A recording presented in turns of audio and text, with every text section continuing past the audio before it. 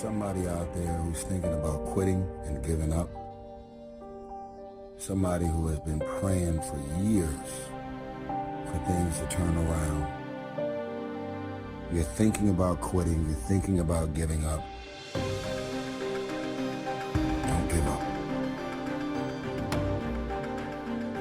There are some times in life where you fall down and you feel like you don't have the strength to get back up.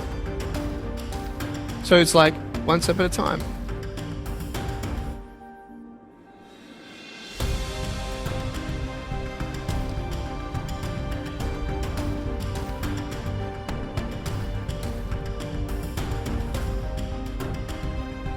You just want to step out of it, to step out of the whole race, the whole business. The monstrosity of being alive overwhelms you. You cannot deny the forces that once we attain a certain level of pleasure, then we're going to get used to it. But if it gets, redirected or it doesn't happen the way we want, well, that's when the suffering comes. You take steps in this direction, you take steps in that direction, sort of get lost along the way, and sometimes you fall down. But if I fail, I try again and again and again. For as long as I try, there's always that chance of getting up. And it's not the end until you've given up. And just the fact that you're here should persuade you that you have another chance to get back up. There's still hope.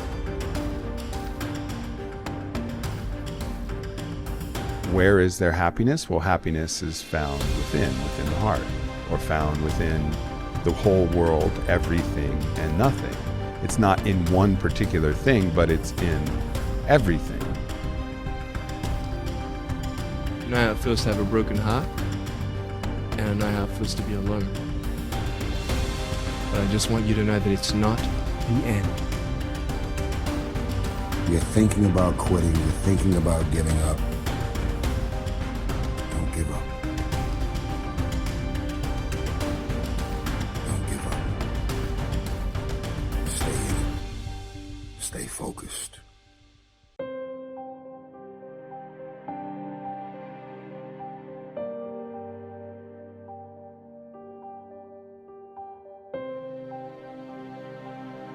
You've got to reevaluate and attack life again, and it's tough, it's hard. It's like being knocked back almost. Even though you're successful, it's like being pushed back again. Yeah, whether you win or you lose, the depression still sets in, right? Yeah. The number of teens, Gen Zers, 20-somethings suffering from depression and anxiety and loneliness. Loneliness is through the roof. This is one of the biggest issues that they're dealing with on college campuses. We rise to our maximum potential when we're of service to others. Going back to anxiety, going back to depression, going back to loneliness, I truly believe that's the answer. That's the way out of any kind of mental illness. Like, I'm gonna make myself a better person, I'm gonna make the world a better place. And everything that I'm doing, I've got these two chariots, and I'm going down this road, or I'm going down this road, or I'm going down both together.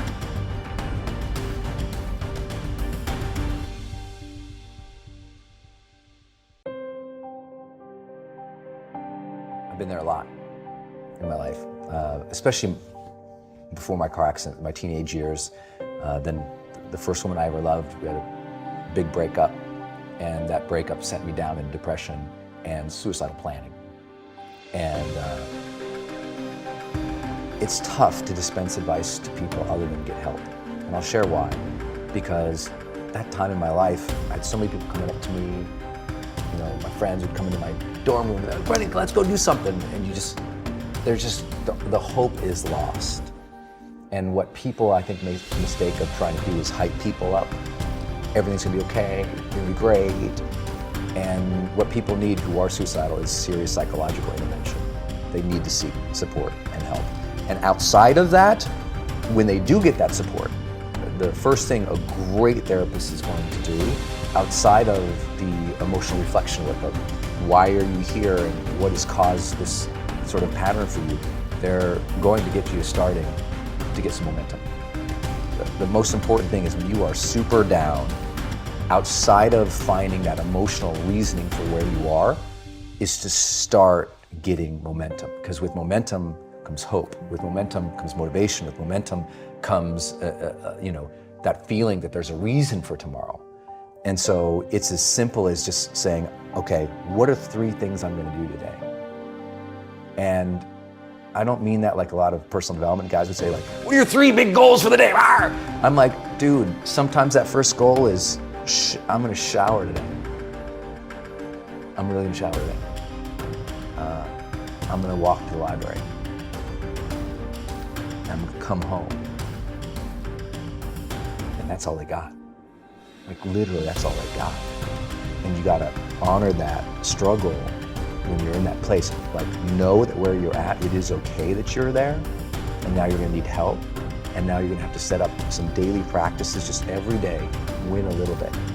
Not like win your dreams, not like crush through goals, not like be a badass, not like, no, just momentum, man. Most of the guys I've dealt with in that position who were suicidal, outside of their therapeutic work, I said, the most important thing you can do is win. I don't want to ever be flippant with the advice to people who are dealing with that situation outside of get some help, get some momentum, and be okay if that momentum is really small, because it will build. Trust that that momentum builds, and trust that those gloomy and bad, dark days, trust that those are going to be there.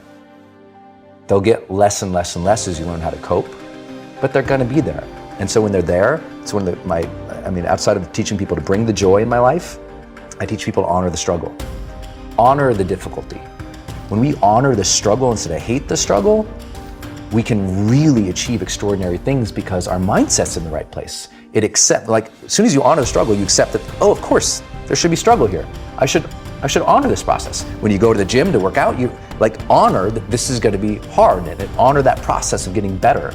And the more that you bring honor to it, the more your psyche builds with strength, and you get a little bit of that esteem back, because you see yourself engaging something versus avoiding it and running away.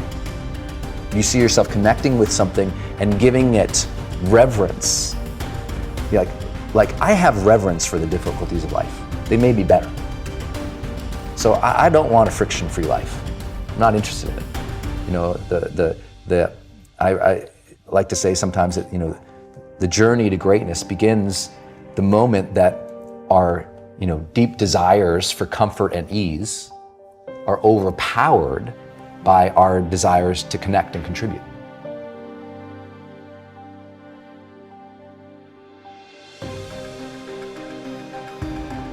Because I look at veterans in the past, it was, I think in World War II it was called shell shock. It was all these different things, but it was not acknowledged in the way that it is now, but I think it needs to be talked about more. I think the more things are talked about, the more comfortable we are, and the more we can understand them. When I woke up one morning and saw that in a tweet that Prince Harry came out talking about his depression, it made me really happy. Because I've been places and someone has said, well, you lost an arm and a leg, so you had a right to be depressed, and I stopped them. I was like, depression is real. You don't even have to go through something traumatic. Some are caused by something traumatic. Some can be a chemical imbalance in the brain. And I feel like if you had heart problems and saw a cardiologist, well, everyone would be concerned about you, would know you're doing better, and it would be open and honest with the crew, anybody you work with. Weird. But the most complicated organ in your body, if you have a problem with it, suddenly we don't want to talk about that? No, and you can get over it. And that's what people need to realize. You can be cured, you can get past it. That's what we need to realize. The reason I did it is because when I was in my depression, I thought I was alone. I didn't open up to anybody. So I thought someone's going to read this and it's going to help them. So I just, as nervous as I was about the book, I kept thinking that one person is going to read it. Well, now it's open up this dialogue, and I'll go and I'll speak and we'll do Q&A, and people want to talk about it. I gave a speech in Florida, and it was an older crowd. It was just, like I was going to say, they were old. And I speak what's on my heart. And I gave my speech, and as I was closing, I kind of mentioned some depression. Because I was coming out of the winter months, and it hit me again this past winter, and I went and saw the doctor. So it was on my mind, and it came up. And as I was saying, I thought, this generation of people probably aren't connecting to what I'm saying. When I walked off the stage and they lined up, the amount of people that thanked me for talking about mental health. And here I was, I thought they didn't want to hear. I thought I was stepping out of line.